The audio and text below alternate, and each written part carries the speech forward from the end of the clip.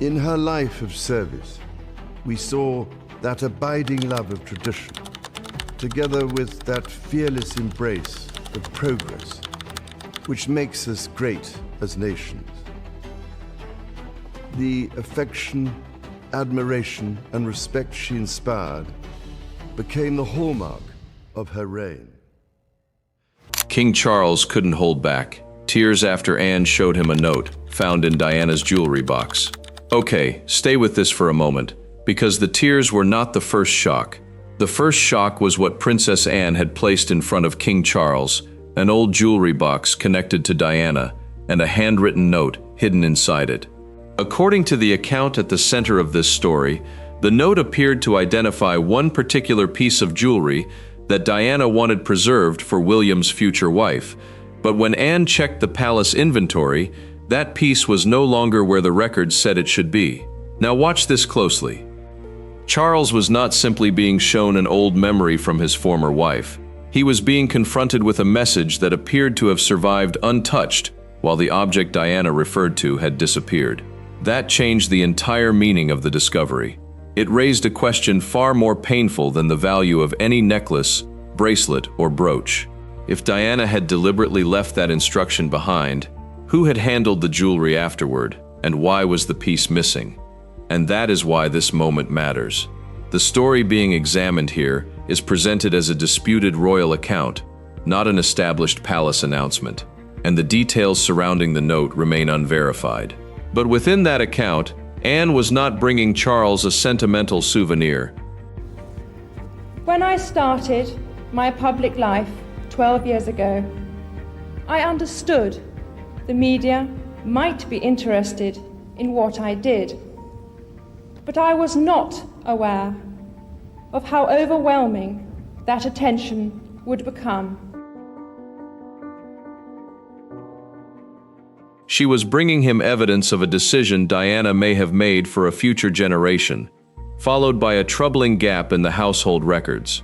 Charles reportedly read the note, looked at Anne, and for a moment could not hide what it did to him. Hi viewers, if you found a note from Diana meant for William's future wife, would you tell the family immediately or keep it private? Drop a simple "tell them" in the comments, because that one choice could decide whether Diana's final intention is respected or forgotten.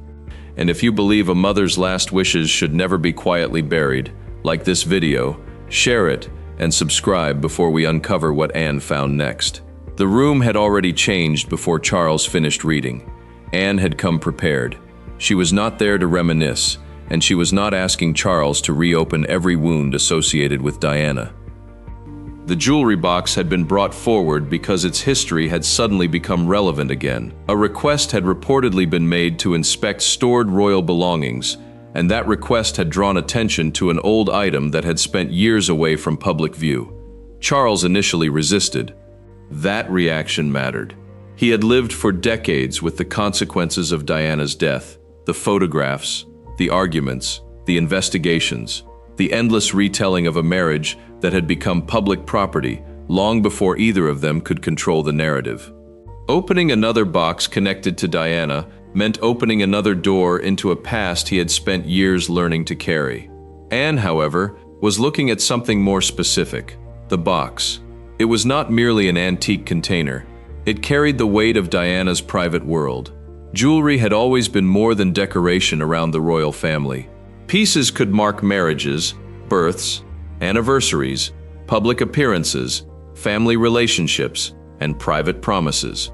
A single object could pass from one generation to another and carry a story that official records could never fully capture. The box reportedly contained a handwritten note. That detail changed everything. Handwriting is intimate in a way a typed palace memorandum can never be. It carries the pressure of a hand, the rhythm of a sentence, the hesitation between words. For Charles, seeing Diana's handwriting would have been enough to pull the past into the room. But the note itself was what made Anne stop. It appeared to identify a particular piece of jewelry, and it appeared to say that the piece was not intended simply to remain among Diana's possessions. It was intended for William's future wife. That sentence carried a strange power. I think there were not many people who understood just how broad his interests were and how supportive he was of an astonishingly wide range of organisations. You told a reporter at around the time of your 70th birthday that actually if you weren't a princess of the United Kingdom, that actually you might well have been an engineer. Do you think you've got that from your father? I think that's probably true, because I think if anything broke, there was always a man, have a look at this, see if you could mend it. I mean, he didn't throw things away. Diana could not have known exactly who that woman would be. She could not have known how William's life would unfold, what role his wife would eventually hold, or what the monarchy would look like years later. Yet the note, as this account describes it, seemed to reach forward into that unknown future. Charles reportedly read it again, then again. The words were not complicated. That made them harder to dismiss. Diana had apparently made a distinction between the jewelry that belonged to her past and the piece she wanted carried into William's future. It was a line drawn across generations. Mother to son, son to future wife. A private wish intended to survive the woman who had written it. But Anne had not brought Charles the note simply because it was touching. She had brought it because something was wrong. The inventory did not clearly account for the jewelry. The piece described in the note had appeared in earlier records, yet later documentation did not place it where it was expected to be. The discrepancy was small enough to hide inside decades of paperwork, but once someone noticed it, it became difficult to ignore. And that was when the atmosphere around the discovery changed. A missing piece of jewelry could have an innocent explanation. Royal collections move. Items are stored, catalogued, loaned, restored, transferred, photographed, insured, and sometimes recorded under descriptions that change over time. An incomplete inventory does not automatically prove wrongdoing, but this was different in one important respect. There was a note. The note gave the missing object a purpose. Without the note, the disappearance could be dismissed as an administrative gap. With the note, every missing record suddenly carried another question. Had the piece been moved? Had it been given to someone? Had it been placed somewhere else for safekeeping? Or had someone known exactly what Diana wanted and decided that her instruction did not need to be followed? Anne understood the danger of jumping to conclusions. So did Charles. The account does not establish that a named person stole anything, and no verified evidence presented here proves criminal conduct. But suspicion does not always begin with proof. Sometimes it begins with a contradiction that refuses to disappear. The contradiction was simple. Diana's instruction was still there. The jewelry was not. Charles reportedly stared at the note for several seconds before asking the question that pushed the story into a much darker direction. Who had access to it? Anne did not need to answer immediately. The records would have to speak first. That meant going backward through years of inventories, storage entries, access requests, and descriptions of Diana's possessions. It meant finding out when the piece was last definitely recorded, when it stopped appearing, and whether anyone had requested access after Diana's death. And somewhere inside those records was the date that would make Charles understand this was not merely a forgotten piece of jewelry. Because the next discovery did not concern Diana's handwriting, it concerned the person who had later gone looking for what she left behind. There was another detail that made Anne uncomfortable. The box had not simply resurfaced by chance.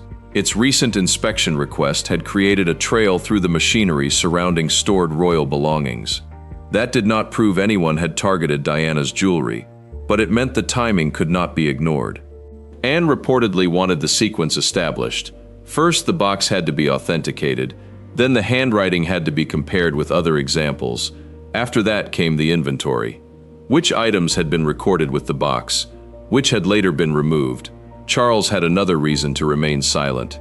If the missing piece truly had been reserved for William's future wife, revealing the discovery without knowing the facts could create another family controversy around an old private loss. A piece of Diana's jewelry could trigger speculation about inheritance, ownership, and motives that no one could control once the story escaped the room. So Anne did not accuse anyone. She simply placed the evidence in front of him. The note, the box, the inventory discrepancy. Charles knew that question had nothing to do with the price of the jewelry. It was about whether Diana's voice had been heard after she was gone. That was the part that reportedly unsettled him most. Throughout her life, Her Majesty the Queen, my beloved mother, was an inspiration, an example to me and to all my family. And we owe her the most heartfelt debt any family could owe to their mother, for her love, affection. Decades later, her private instruction had resurfaced in the hands of his sister, and the object Diana had written about was gone. If you want to know why Anne kept digging after Charles had already seen the note, stay with this story and do not look away, because the next part turns one emotional discovery into a question the palace could no longer quietly ignore. The most troubling part of Anne's discovery was not what the note said, it was what the note revealed about Diana's intentions long before anyone knew the jewelry would become a question. According to the account being examined, Diana had not treated the piece as an ordinary family possession. Her instructions separated it from the rest of her jewelry and attached it to a future moment involving William. That distinction mattered because it suggested planning. She was not simply leaving an heirloom behind. She was identifying who should eventually receive it. That made the wording important. Diana's supposed note was direct. The particular piece was to be preserved for William's future wife. No elaborate explanation was required. The purpose was contained in the instruction itself. For Charles, that meant the missing object had suddenly become personal. He had spent years seeing Diana's possessions discussed as symbols of a complicated marriage, a turbulent royal period, and a public life that ended in tragedy. But this note offered another perspective. It concerned Diana as a mother thinking about a son's future. That changed the emotional weight of the discovery. William was not simply the heir who would one day inherit the crown. In Diana's private thinking, he was still her son. The jewelry could therefore represent something outside official succession. It could carry a personal message from a mother to the woman who would eventually stand beside him. And there was another implication.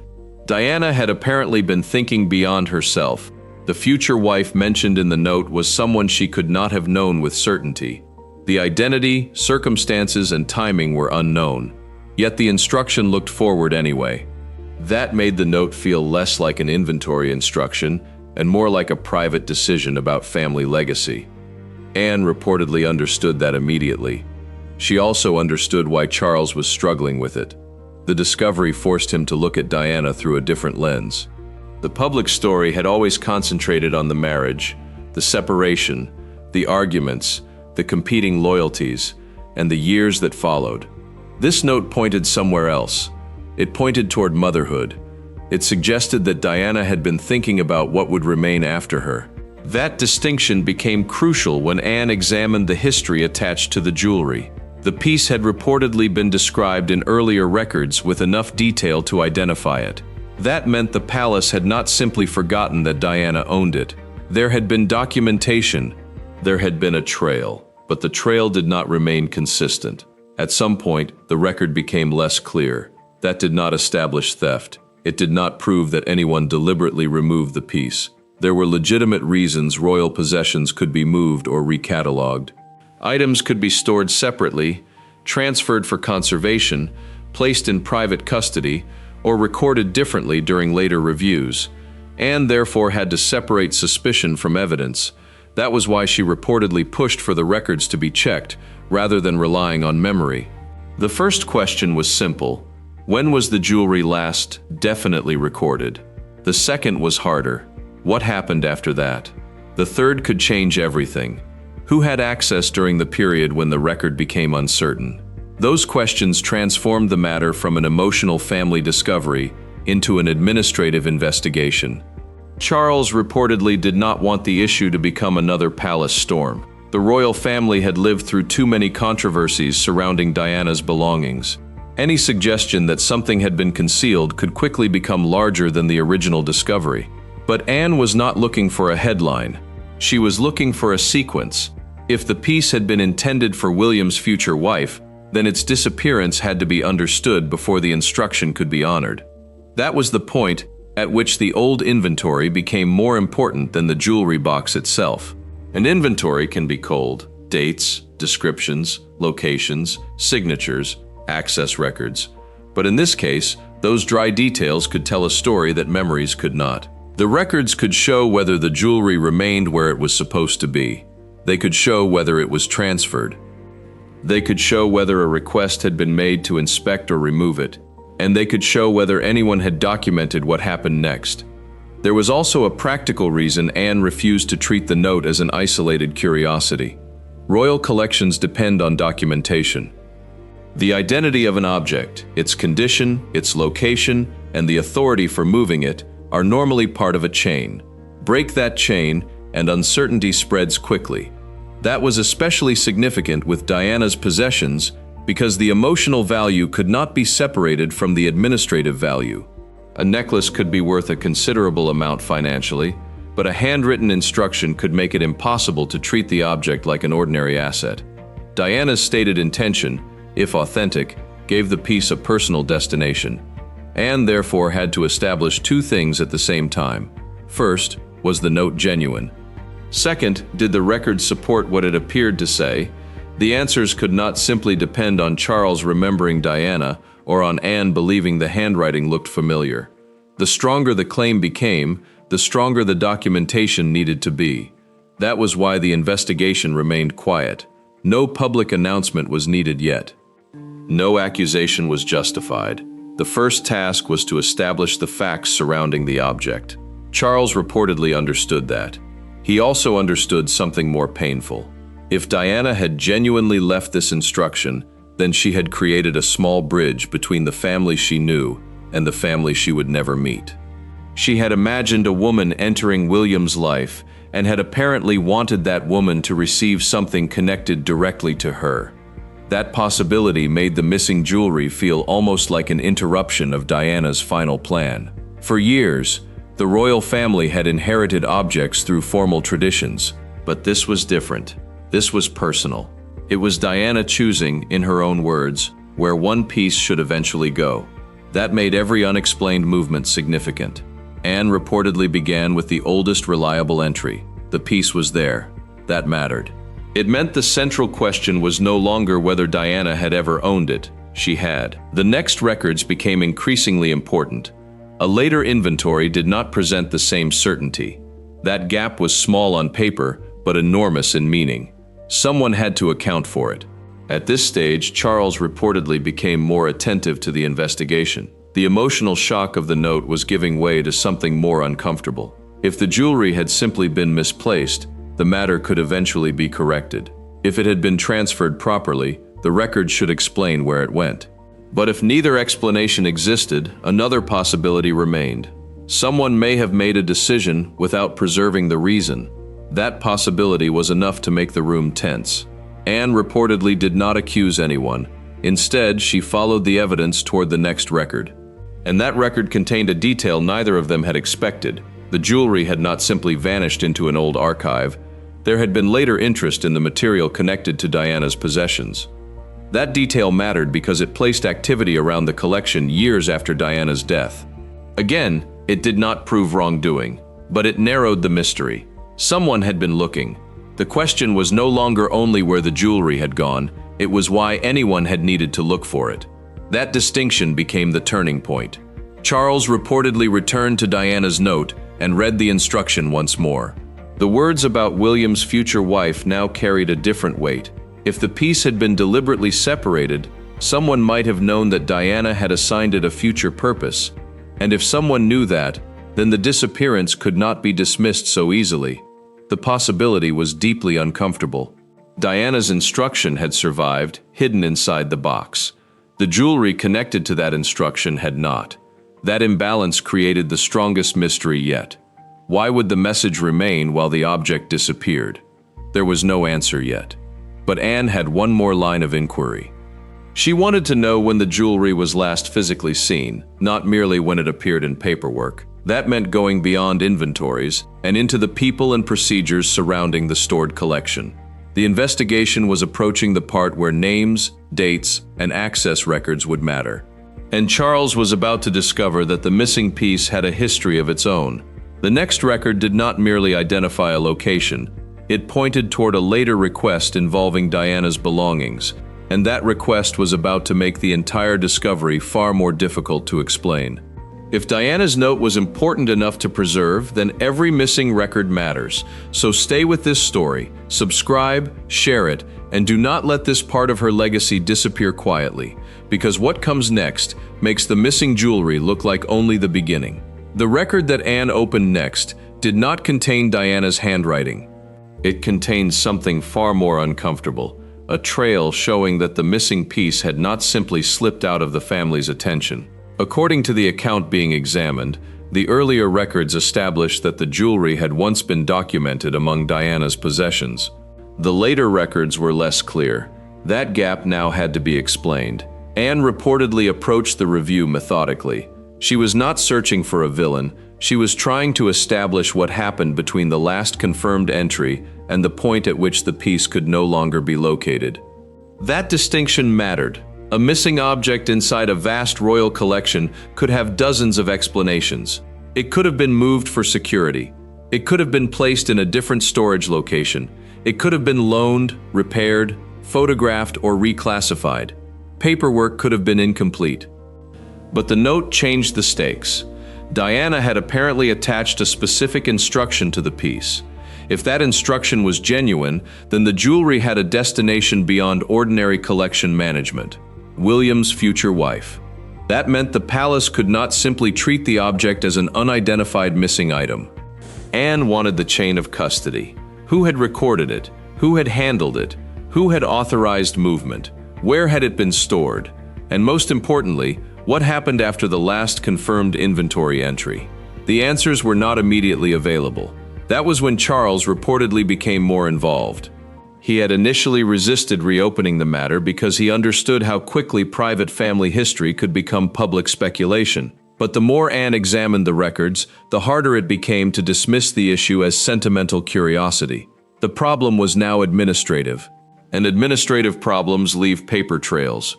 One older inventory reportedly contained a fuller description of the piece than later records. The description included identifying characteristics that could distinguish it from other jewelry associated with Diana.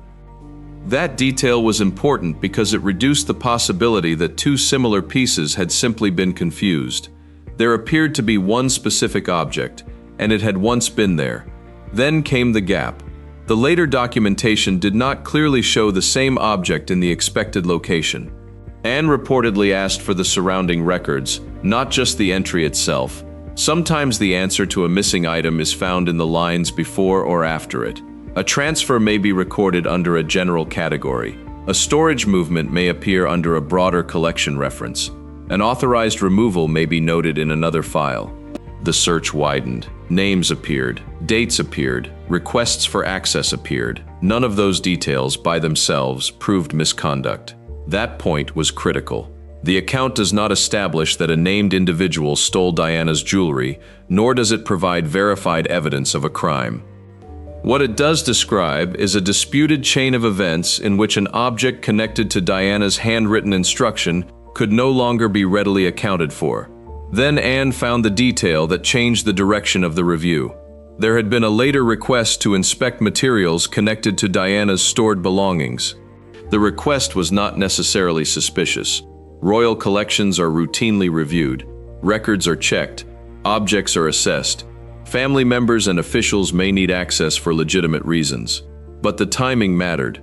The request came long after Diana's death. That meant the jewelry was not disappearing in the immediate confusion surrounding her death. The account placed the questionable movement later, after the family had already spent years dealing with Diana's possessions. For Charles, that distinction was difficult. If the piece had gone missing immediately after Diana died, there could have been countless explanations. The period was chaotic, emotional, and complicated. Years later was different. By then, procedures should have been clearer. Records should have been more settled. The royal household had had time to organize Diana's possessions.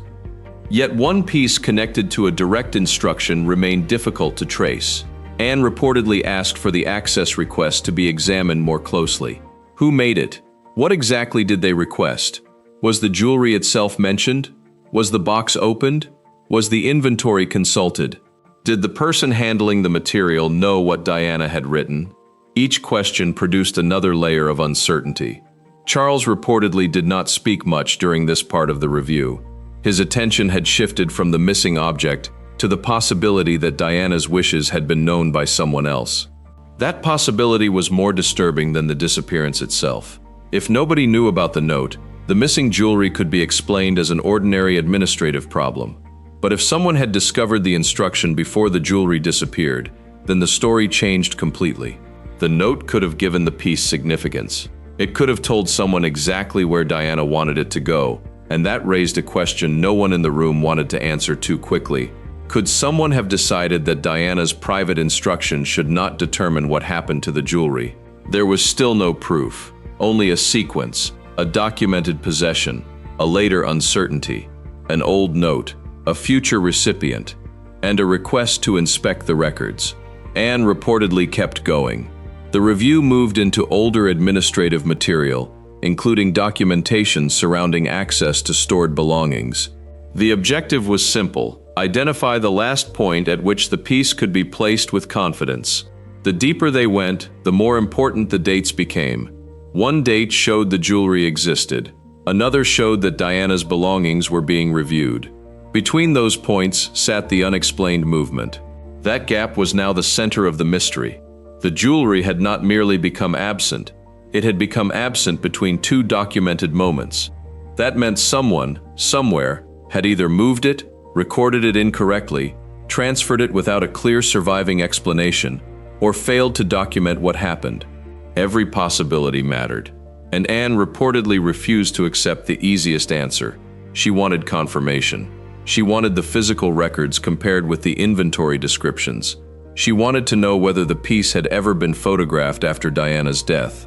She wanted to know whether another member of the household had been shown it. She wanted to know whether it had been placed somewhere outside the ordinary royal collection. The search began to resemble an investigation, even though no criminal conclusion had been reached. Then another problem emerged. The jewelry box itself contained something the inventory did not fully explain: the note. Its existence meant that Diana's instruction had survived outside the ordinary administrative system. Someone had hidden it beneath the lining, where it remained protected while the formal records around the collection changed. That was significant. The physical box preserved Diana's private voice. The paperwork preserved the household's version of events. And the two did not seem to tell the same story. Charles reportedly understood the implication.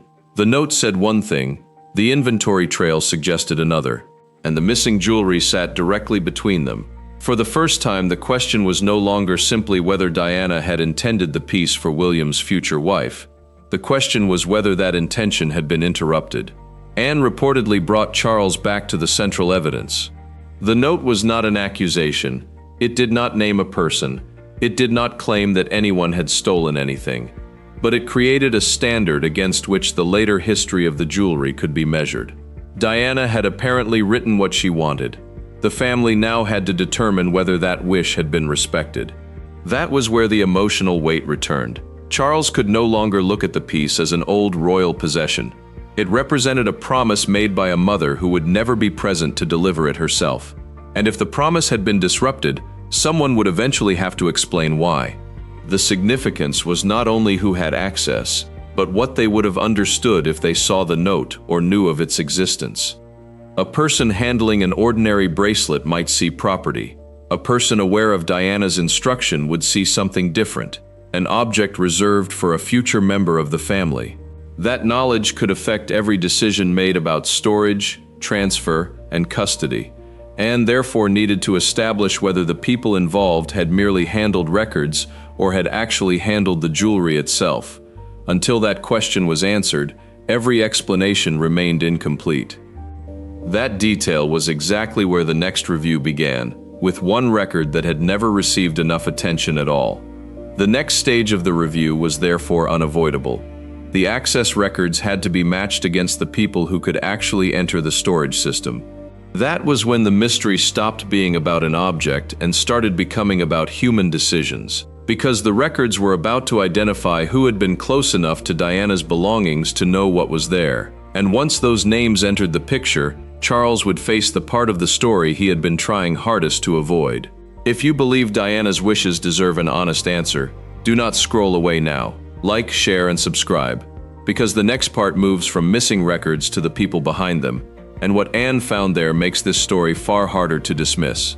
The question was no longer where Diana's jewelry had gone.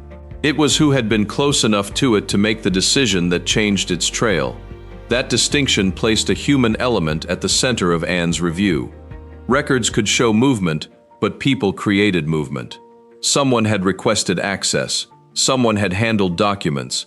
Someone had been responsible for the belongings when the inventory changed. According to the account being examined, Anne wanted those roles identified before anyone reached a conclusion. The disappearance remained unexplained, and there was still no verified evidence that a crime had occurred. But the more carefully the records were compared, the harder it became to treat the discrepancy as an ordinary clerical error. Charles reportedly understood the danger. If a person inside the household had handled Diana's possessions without properly documenting what happened, the issue could become a serious breach of trust.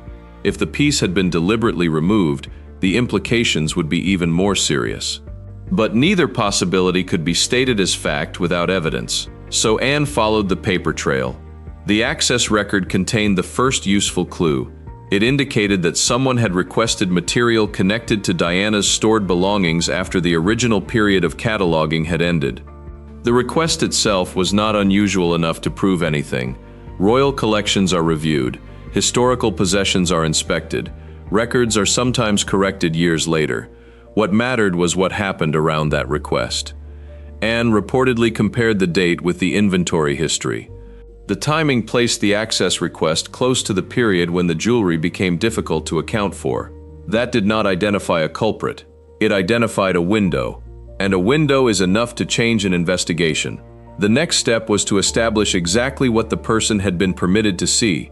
The records distinguished between general access to archival material and access to physical possessions. That difference mattered because someone could review a catalog without ever touching the jewelry itself.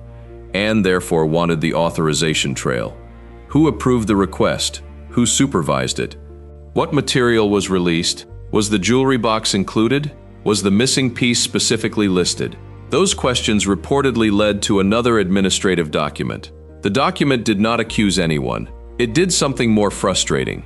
It confirmed that access had occurred, while leaving the exact outcome unclear. For Charles, that was perhaps worse than a simple answer. An unexplained transfer can eventually be traced. An unexplained absence can eventually be corrected. But an incomplete record creates a permanent question. What happened inside the gap? Anne reportedly refused to fill that gap with speculation. Instead, she looked for corroboration. She compared descriptions. She checked whether the piece had appeared in photographs. She examined whether later inventories used another name for the same object. She looked for evidence of restoration, valuation, insurance, or temporary custody. Every possibility had to be tested. That process produced an important result. There was no immediate documentation showing that the jewelry had been permanently assigned to another member of the family. That weakened one possible explanation. If someone had formally inherited or received the piece, there should have been a clearer record. There was not. Another possibility was that the jewelry had been moved for safekeeping. That remained possible, but again, the records did not provide a clean answer. Then came the detail that reportedly unsettled Charles most. The piece was not merely missing from a later inventory. The description connected to it had changed. A later record appeared less specific than an earlier one. That could have been routine. Inventory systems change, descriptions are shortened, cataloging practices evolve, but when the earlier description was compared with Diana's note, the overlap became difficult to ignore. The note identified a particular piece. The older record identified a particular piece. The later record was less clear. The object itself could not be located with certainty. That sequence created a troubling possibility without proving it. Someone may have known the jewelry mattered. Charles reportedly asked whether Diana's note had been visible when the collection was reviewed. Anne could not give him a definitive answer. That was another reason the investigation remained unresolved. The note had been hidden inside the box. Whoever eventually found it might not have known it existed during earlier reviews. But that did not answer the question of the jewelry. The object could have been removed without anyone seeing the note. It could also have been moved by someone who knew exactly what it was. Both explanations remained open. The emotional impact on Charles came from the second possibility. If someone had understood Diana's intention and still separated the jewelry from the future recipient she had named, then this was no longer simply about missing property. It was about overriding a mother's final instruction. That was why Anne reportedly became careful about the language she used. She did not say someone had stolen Diana's jewelry. She said the records needed to explain the discrepancy. That difference protected the investigation from becoming an accusation before the evidence was complete. But the silence around the piece created its own pressure. Someone had handled Diana's belongings. Someone had accessed the relevant material. Someone had been in a position to move, document, or report the jewelry. The identity of that person was becoming more important. The records then offered another clue. The access was not described as a random search through the entire collection. It was connected to stored material that included Diana's possessions. That narrowed the field. It did not reveal motive. It did not establish wrongdoing. But it meant the investigation could move from an enormous royal archive toward a smaller group of people who had legitimate access at the relevant time. Charles reportedly became quiet again. He had spent years hearing Diana's name attached to arguments over inheritance, memory, public image, and family history. Now a private note had brought another question into the room. Had her wishes been respected? That was the question he could not answer. And it was also the question Anne would not allow the palace to avoid. The review moved toward the people responsible for the storage and documentation of Diana's belongings. Their roles mattered. A person responsible for cataloging would understand records. A person responsible for physical storage would understand locations. A person authorized to approve transfers would understand movement. A person with access to all three could potentially explain the entire gap. Anne reportedly wanted those responsibilities mapped against the dates. The result did not produce a simple villain. It produced something more complicated. There were overlapping responsibilities. Several people could have interacted with the material at different stages. That meant the disappearance could not immediately be pinned on one individual. But it also meant responsibility could not be dismissed. A missing object still required an explanation. The review then returned to the original note. Diana had apparently written that the piece was meant for William's future wife. If that instruction was authentic, the eventual recipient was not random. The jewelry had a destination, and yet the records could not clearly show that destination ever being honored. That was the contradiction at the heart of the entire matter. The investigation had begun with Charles crying over a note. Now it was becoming a question of institutional memory. What does a family owe to the wishes of someone who is no longer alive to defend them? What happens when a private instruction survives, but the object carrying its meaning disappears? And what happens when the people responsible for that object cannot provide a complete record? Those questions were becoming impossible to separate from Charles himself, because Diana's note had done something no official report could do. It had brought her intention directly into the present. Charles could ignore old headlines. He could survive old arguments. He could endure another discussion about the past. But he could not easily dismiss words that appeared to have been written by Diana for a future woman in his own family. Anne reportedly understood that. She also knew the next step would be the most sensitive. The people connected to the access record had to be examined more closely. Not accused, not publicly named, examined. The goal was to determine whether the jewelry had been moved legitimately, whether the documentation had simply failed, or whether someone had made a decision that was never properly recorded.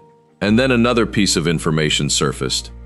The access request was followed by a change in the way the relevant belongings were documented.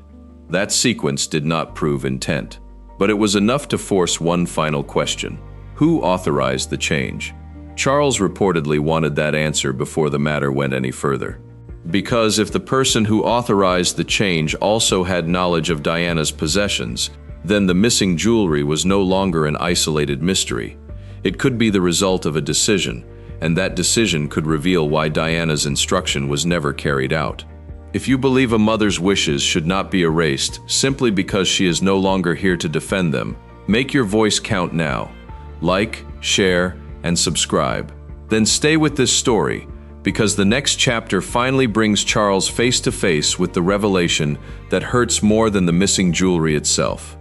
The answer Charles had been waiting for did not arrive as a name. It arrived as a realization. The more the records were compared, the clearer it became that the missing jewelry was not the only thing that mattered. The real discovery was what Diana's note represented. It was a private instruction that appeared to reach beyond her own lifetime, toward a woman she would never meet and a future family she would never see. According to the account at the center of this story, Anne finally placed the note back in front of Charles and explained the limits of what the records could prove. There was no verified evidence establishing theft. There was no confirmed public finding naming a culprit. The disappearance remained an unresolved question, but the contradiction remained. Diana's message had survived. The piece she referred to could not be clearly accounted for. Charles reportedly stared at the handwriting again. The emotional force of the moment was no longer coming from the mystery alone. It was coming from the possibility that Diana had deliberately left something behind for William's future wife. That changed the meaning of the entire discovery. The jewelry was not simply valuable. It was personal. It was connected to Diana's role as a mother, not merely her former position as a princess. And that distinction was what finally broke through Charles's restraint. For years, Diana had existed in the public imagination through photographs, interviews, headlines, arguments, and memories. Her relationship with Charles had been examined from almost every possible angle. Yet this note offered something different. It was not a public statement. It was not a speech. It was a private instruction apparently intended for the future. The woman Diana had written about would eventually become part of William's life. The note appeared to anticipate that possibility. Charles could therefore see the gesture for what it was supposed to be. A mother trying to leave a piece of herself with the family she would not be present to watch grow. And suddenly, the missing jewelry mattered for another reason. It represented an opportunity Diana had apparently tried to preserve. If the account is accurate, she had wanted William's future wife to receive something that carried a direct connection to her, not through a public ceremony, not through an official royal announcement, through an object chosen by Diana herself. That was why the unresolved inventory mattered so much. If the jewelry had simply been misplaced, the family could search for it. If it had been transferred legally, the records could explain where it went. If it had been preserved elsewhere, someone should eventually be able to establish its location. But if the trail had been broken without explanation, then the palace had a different responsibility. It had to find the truth. Anne reportedly understood that before Charles did. She did not need to turn the matter into a public confrontation. She needed to protect the evidence and preserve the note. The handwritten instruction was now more important than any rumor surrounding the missing piece. That was the final shift in the investigation. The goal was no longer simply to recover an object. It was to preserve Diana's intention. That distinction matters because allegations surrounding royal possessions can grow quickly. A missing object can become a story about betrayal, secrecy, inheritance, or conspiracy long before the evidence catches up. This account does not establish any of those claims as fact. What it does establish within the story is a powerful unanswered question. Why did Diana's instructions survive while the jewelry did not? There may be an innocent explanation. There may have been an administrative mistake. The piece may have been moved for a legitimate reason. A record may have been incomplete. Another cataloging system may contain the answer. But until the chain is established, the question remains. Charles reportedly understood that, and instead of treating the note as another painful reminder of Diana, he began seeing it as something that could still be honored. That is where the emotional meaning of the story reaches its strongest point. Diana had written for a future she could not witness. She had apparently chosen a piece for a woman who did not yet belong to the family. She had imagined William as a husband, she had imagined the next generation, and she had apparently wanted her own memory to have a place inside that future. Charles, standing with the note in his hands, was confronted with something he could never change. He could not give Diana the future she imagined. He could not ask her why she chose the words she did. He could not hear her explain what the jewelry meant. But he could still make one decision. He could make sure her instruction was not forgotten. That was the part Anne reportedly wanted him to understand. The note had survived because someone had kept it hidden. Now it had to survive because someone had finally found it. The jewelry might eventually be located. The records might eventually explain the missing years. The person responsible for any unexplained movement might eventually be identified. But none of those outcomes could change the central discovery. Diana had apparently left a message for William's future wife, and decades later, that message had reached Charles. That is why the title of this story is not really about tears. The tears are the visible part. The deeper story is what caused them. Charles was not simply confronted with Diana's handwriting. He was confronted with a future she had imagined, without knowing whether she would live long enough to see it. That realization carries a different kind of pain. It turns an old jewelry box into a family message. It turns a missing object into an unanswered question. And it turns Diana's private instruction into something that still matters decades later. The strongest revelation is therefore not that someone necessarily stole the jewelry. The available account does not prove that. The stronger revelation is that the jewelry had meaning beyond its material value. It was supposed to connect Diana's generation with William's. It was supposed to place something of her inside a future she could not enter herself. And that is why Anne's discovery affected Charles so deeply. He was looking at a message from a woman who had once stood beside him, argued with him, loved him, hurt him, and eventually became one of the most remembered figures in modern British history. But in that moment, none of those public descriptions mattered. The note reduced everything to something simpler. A mother had left something for her son's future. Charles reportedly understood that. The palace can preserve records. It can protect objects. It can secure archives. But it cannot recreate the intentions of someone who is gone. Only the surviving evidence can speak. And in this story, the evidence was a small handwritten note. That note became more important than the jewelry itself. Because a necklace can disappear, a box can be misplaced, a catalog can be corrected, but a final intention, once uncovered, creates a responsibility. Anne had found it. Charles had read it. Now the question belonged to the family. Would Diana's wish finally be respected, or would the missing piece remain another unresolved chapter in the long history surrounding her possessions? There was also one final consequence. The missing object could remain disputed, but the note could not be dismissed so easily. It had survived long enough to force the family to confront what Diana intended for William personally.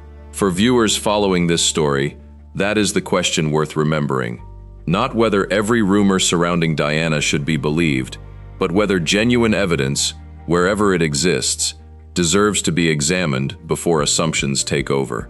The account remains disputed, and the missing jewelry remains an unresolved element of the story. But the emotional truth at its center is unmistakable within the narrative. Diana wanted something connected to her to reach William's future. That possibility was enough to make Charles stop, enough to make Anne investigate, and enough to turn an old jewelry box into a question about memory, family, and the promises people leave behind. So if you believe stories like this deserve to be examined instead of buried beneath silence, do not just watch and move on. Like this video, share it with someone who remembers Diana, subscribe to the channel, and turn on notifications. Because standing up for the truth starts with refusing to let unanswered questions disappear. And stay with this channel, because the next story goes even deeper into the royal family's hidden disputes. And what comes next is worse, more revealing, and far more difficult to explain.